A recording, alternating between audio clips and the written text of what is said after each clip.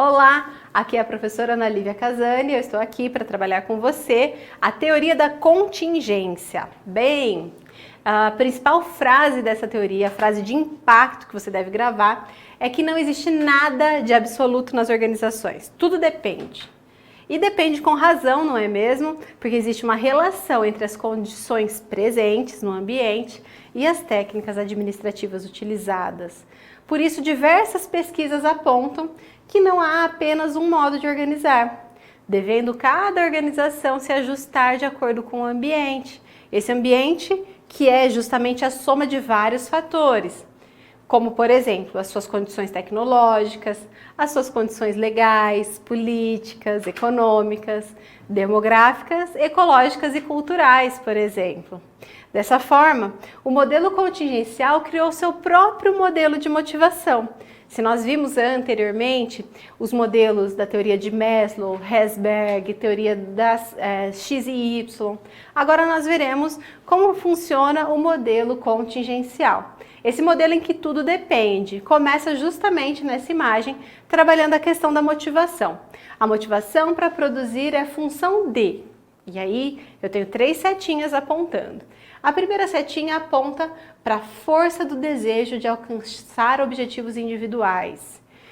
A segunda seta aponta para a relação percebida entre a produtividade e o alcance dos objetivos individuais. E por fim, a capacidade percebida de influenciar o próprio nível de produtividade. Isso tudo vai gerar alguns resultados.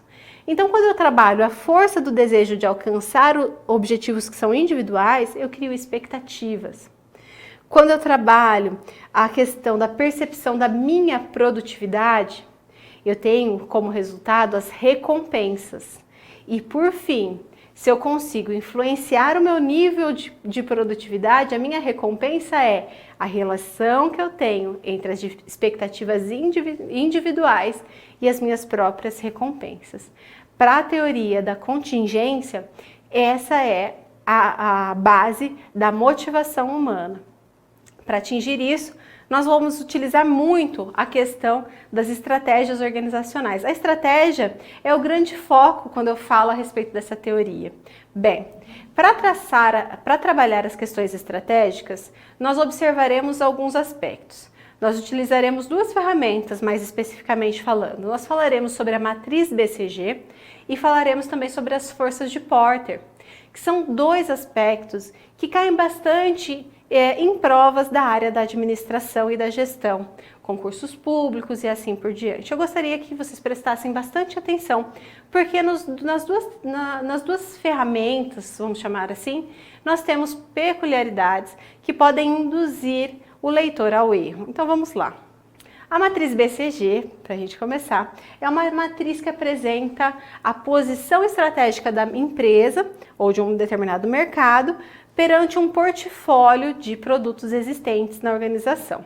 Bem, a posição desse produto pode ser de 4 tipos.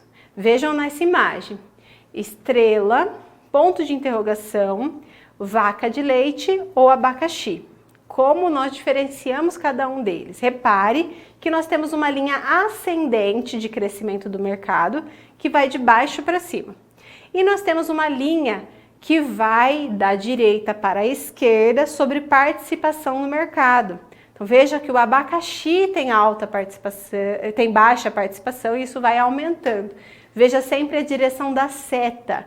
É aí que quem vai responder as provas acabam caindo, ok? Então veja comigo, onde está o abacaxi? O abacaxi está ali naquele cantinho inferior direito. Qual é a posição dele? É um produto ou serviço que tem baixa participação no mercado e também tem baixo crescimento do mercado, é um abacaxi mesmo, né? Além disso, uma empresa que tem um grande portfólio de produtos pode ter um produto abacaxi e outro produto vaca de leite. O que seria esse produto vaca de leite? Veja bem, qual é a posição dele dentro desse gráfico que você está vendo. É um produto ou serviço que tem alta participação no mercado, mas baixo crescimento neste mesmo mercado, ok? Qual será o nosso próximo item analisado? Vamos analisar o ponto de interrogação. o que acontece com os produtos com característica de ponto de interrogação. É um produto que possui baixa participação no mercado, mas tem alto crescimento no mercado, tem grande potencial. E onde o produto mais lucrativo está? É justamente a estrela.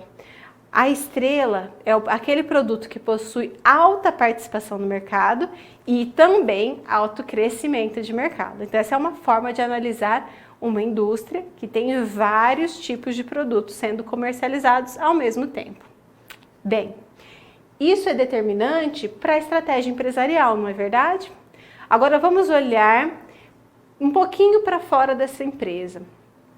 Para fazer essa análise, nós utilizaremos o modelo das 5 forças de Porter. Você já deve ter ouvido isso ou lido a respeito disso em alguma notícia sobre administração. Pois bem, este modelo das 5 forças de Porter foi concebida por Michael Porter, publicado na primeira vez em forma de artigo como as 5 forças competitivas que moldam a estratégia.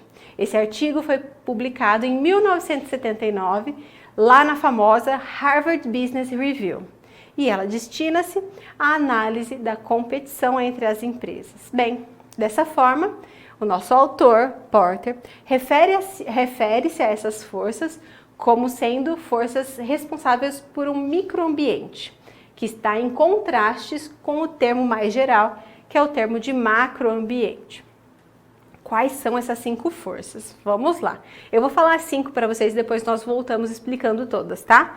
Ameaça de novos entrantes, poder de barganha dos fornecedores, poder de barganha dos clientes, ameaça de produtos substitutos e, por fim, intensidade da rivalidade entre organizações concorrentes. Vamos voltar lá para a primeira. Ameaça de novos entrantes significa que eu estou lá bem definido na minha posição enquanto organização. Qual é a possibilidade que existe de uma nova pessoa resolver abrir uma empresa igual à minha e se tornar meu concorrente? Isso vai depender de vários fatores. O primeiro pode ser constituído por meio de barreiras à entrada de novos concorrentes. Por exemplo, se o investimento inicial para começar o negócio é muito alto, se existe alguma regulamentação legal sobre quem pode oferecer aquele serviço. Por exemplo, serviços de... Vou dar um exemplo extremo, só para que vocês gravem, tá? Serviços de água e esgoto, saneamento. Qualquer um pode entrar e começar a oferecer esse serviço? Não, né? Porque isso depende de uma estrutura, depende de um investimento, depende de uma legislação e praticamente a empresa está livre de concorrentes. Mas por quê? Porque existe uma série de barreiras à entrada de novos concorrentes nesse determinado mercado, ok? Mas temos barreiras mais simples, como exigência de capital. Quanto de capital é exigido para que eu comece uma empresa de determinado setor? Isso vai variar. Se eu quiser abrir uma empresa que vende pão de mel, eu vou ter um capital menor do que se eu tiver uma indústria que vende celular, por exemplo. Ok? Parece óbvio, mas é importante que vocês destaquem, né? Qual é a ameaça de novos entrantes? Qualquer um que quer entrar no meu mercado consegue facilmente ou tem alguma dificuldade? Quanto mais difícil, menor vai ser sua concorrência, ok? Segundo aspecto é o poder de barganha dos fornecedores. Então, acontece principalmente no caso de mercados com poucos fornecedores. O seu fornecedor pode aumentar o preço à vontade. Você tem interferência sobre esse valor ou não? Você consegue trocar de fornecedor facilmente ou não? Então, aí você vai percebendo se o poder está na sua mão ou se o poder está na mão do seu fornecedor. O fornecedor pode se recusar a vender produto para você e quebrar a sua empresa? Então, são questionamentos relacionados ao poder de barganha dos fornecedores. Além disso, nós temos o outro lado da moeda. Nós temos o poder de barganha dos clientes. Enquanto algumas empresas vendem para muitos clientes, nós temos algumas empresas que às vezes fornecem com exclusividade para apenas um cliente ou para poucos clientes. Então, qual é o poder desse cliente sobre a estratégia da minha empresa? Qual é a capacidade do cliente de colocar a empresa sob pressão? Existem produtos substitutos? Então eu sou o único fornecedor, por exemplo, eu tenho um único cliente, mas esse cliente tem vários fornecedores, ele pode parar de comprar de mim a qualquer momento? Então isso vai determinar a análise de risco da empresa, por exemplo. Na sequência, nós vamos analisar também a ameaça de produtos substitutos. Então, é fácil conseguir um produto similar ao meu? Existem produtos e serviços que podem trocar, né, transformar o meu produto ali em simplesmente mais um no mercado? Ou eu tenho diferenciais competitivos que garantem a minha exclusividade? Tudo isso é importante. E aí, nós temos o último item dessas 5 forças de Porter, que é justamente a intensidade da rivalidade entre organizações concorrentes. Pessoal, pensa bem, onde não tem rivalidade. Normalmente, quando eu tenho um monopólio, eu não tenho nem organizações concorrentes, né? Quanto mais rivalidade. Quando eu tenho a constituição de oligopólios, então, por exemplo, uma cidade pequena de interior que tem poucos donos de postos de combustível, né? Às vezes a cidade até tem vários postos, mas esses postos pertencem a uma ou duas famílias daquela cidade. Qual é o nível de rivalidade desses concorrentes? É muito baixo, não é mesmo? É capaz até, isso é ilegal, tá? Isso chama conluio e é passível de penalidades legais. Mas vamos pensar numa situação hipotética em que uma cidade pequena tem 2 donos de postos de combustíveis. E um liga para o outro e fala, olha, eu vou fazer uma promoção aqui, vou jogar o preço lá embaixo. E vou concorrer com você e tudo mais. É mais fácil eles fazerem ações agressivas de marketing e de preço, ou é mais fácil eles entrarem num acordo, olha, essa semana eu vou deixar um pouquinho mais baixo, semana que vem você deixa um pouquinho mais baixo, mas vamos ficar os dois numa margem de lucro bem alta, tá bom? O que é mais vantajoso, tá vendo? Então, o que eu quero analisar nesse aspecto? Qual é a intensidade da rivalidade entre essas organizações que são concorrentes? São organizações muito agressivas na concorrência ou são organizações que